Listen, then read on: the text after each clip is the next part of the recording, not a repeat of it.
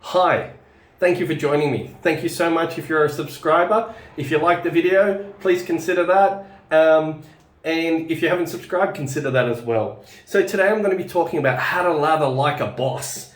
I lather a different way to other people, and there's no really right way to do it, just what I consider a better way for me. So often a traditional way to lather is to open up the tin that you've got it, or a bowl, and if you have a hard soap, you wet a brush and you twirl it around, adding water, slowly mixing it up until you have your lather on your brush.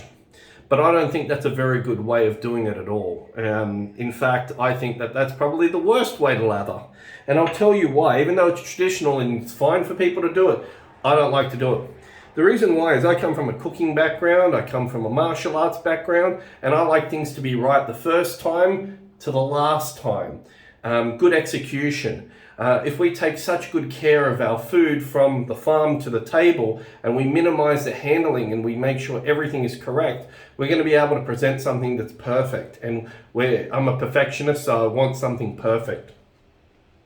And there's a lot of reasons, hygiene and other reasons why we want a good product. The first thing is that if you start lathering inside a container, you're introducing water, bacteria, hairs from the brush, and you're making it less hygienic. Also, you need to allow it to open to air out. You don't want that moisture trapped in there, because bacteria will grow as well, depending on the environment and what you've introduced into it. So if you also hand this off to another person, you're using a degraded product. So the product over time will degrade more and more as you go. So we want to keep this product as perfect as possible.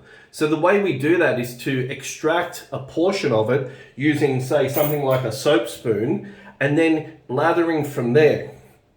Now, there are obstacles and things that we encounter when we do use a soap spoon, and I'm going to cover that in an all-in-one method of my favorite method to use most soaps, creams, and croaks. Even you can do this using shaving sticks as well. So the first thing that we want to do is we want to extract a portion of the soap that we want to use. And this way, now we have portion control. We know how long the product is going to last, and it's going to stay good from the first time that we use it to the very last time. We're going to maintain a very, very high state of consistency so that when we shave, we don't waste too much product. We have a perfect lather each and every time for that particular brand of product. So I'll give you an example. I've got this Captain Conk almond that was part of a tub of, and I've cut a small wedge out, maybe about, I think, 8 to 10 grams of it. I probably took a little bit too much, but I wanted to demonstrate and show this. And this is hydrophobic, which means it doesn't want to take water too easily. So this is a perfect example of how to do a lather with something that doesn't want to take too much water. The first thing that I do is I take about a gram or two and I put it into a dry bowl. And the next thing that I do is I start to press that soap as flat as possible. I start to smear the soap, and you'll see bits of it break off. Like this is particularly, it's not homogeneous, it's not a crope, it's quite hard, and you're going to get little chunks. So that's fine, because the next thing that I'm going to do is I'm going to bloom the soap. So blooming the soap means that we add water to usually the puck of soap. But in this case, rather than adding water to the puck of soap, I'm only going to add water to what I require for my shave, which is this particular amount. So after I've smoothed that soap into the container, if I start lathering from here, chunks of this soap are going to start separating and not lather up too easily. But rather than, say, me using the Colonel Conk and lather and put that all over my face and then send that bacteria, virus, pathogenic load to the next bloke who, in the times of COVID, might be a bit concerned that he doesn't want to, have some kind of infectious disease by using another person's soap, You can literally, every time you use a soap, I use a clean spoon, I can pass this on to whomever I want, knowing that I'm not going to live with a fear that I'm going to infect somebody with some kind of illness or parasite or pathogen that I might have. So after I've smeared this as much as possible, what I'm then going to do is I'm just going to run some water, tepid water, so a little bit off cold, but not I wouldn't say it's lukewarm either. It's less than lukewarm, but more than cold. And all that I'm going to do is just fill the bowl with water. And I'm just going to allow it to sit there for a minute or two. And this way, it gives the soap a chance to start to absorb that water and not dissolve into the bowl. Because if I start using hot water, you'll have the soap begin to dissolve in the water, and then you've lost your soap. This way, because I've pressed it down, it should stay stuck to the bowl more or less, and I should be able to drain that soap. If I need to take to capture any floaters, I can.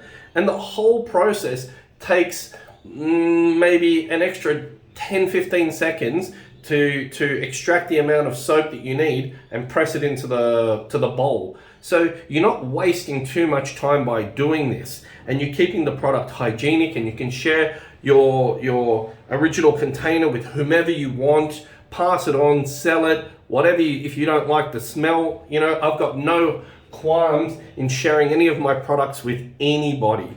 So this is really important. Plus I get a consistent lather that's good that still retains its scent, that hasn't been left open, so all the volatiles begin to oxidize. So you're preserving your product to have the maximum quality possible. So what I'm going to do is I'm going to pause the video and come back in a minute. This is a time where I'd be taking my shower. I'd press that into the bowl, take my shower, jump out, tip out the water, and I'm good to start lathering. And we're going to come back in about less than a minute. Okay, that's been maybe 30 seconds. And I just want to try to position the camera so I can capture more of this for you. So I've got the bowl with water, and I'm just going to tip out the remaining water. So there we have now a softer soap that's, you know, maybe I'd go another minute because I'd be in a shower, but I'm in a bit of a rush. I want to do the video, I want to get my shave on. Then I take a brush, I wet the brush with warm water, and I knock out almost all the water. So now I've just got a damp brush, and I've got a slightly bloomed soap that I'd probably bloom for quite a bit longer. And at this point, that's when I begin to do my lather. And you can see that now, because the soap is a bit softer, I'm not getting chunks of hard soap as much everywhere. And this way I can have a more consistent product.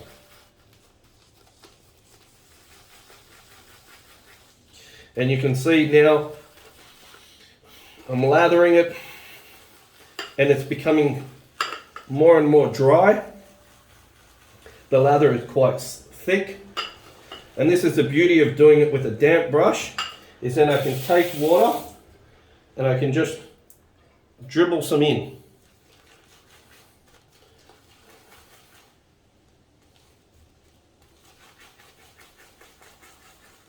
And now, it doesn't matter whether I've used a hard soap or a crope,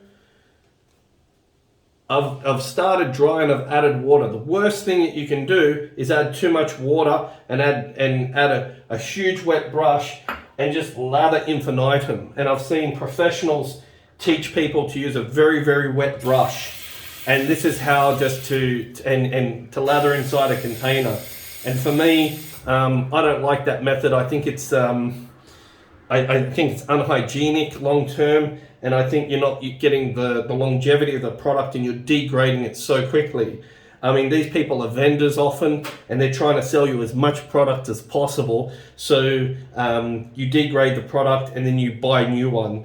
For me, I want to maximize the scent. I want to maximize the slickness of the product, because for me slickness is really important. And yeah, I want to have the best product from the first shave to the last shave. So this is now a great lather, and you can see that you can produce just a top quality lather very easily and not have to degrade your product. Anyway, that's how to lather like a boss. I'm going to come back and I'm going to do my 7th shave with the Feather SS and the Feather Professional blade. So this is shave number 7 for me, using straight style of razor or a shavette. And let's see how I go for the next video. Thank you so much for watching.